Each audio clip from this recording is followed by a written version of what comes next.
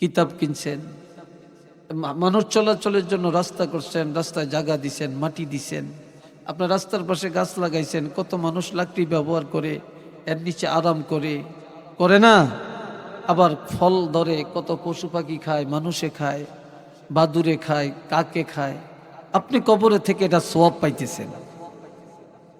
আবার আপনি পুষ্কুনি কাটাইছেন, এটার মধ্যে পানি খায়, গোসল করে, আপনি কবরে থেকে সোয়াব পাইতেছেন।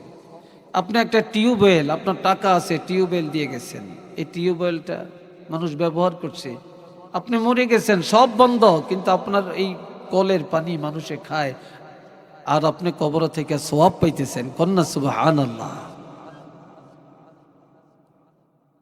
নাজাত পাওয়ার জন্য কত সুন্দর ব্যবস্থা শরীয়তে আছে।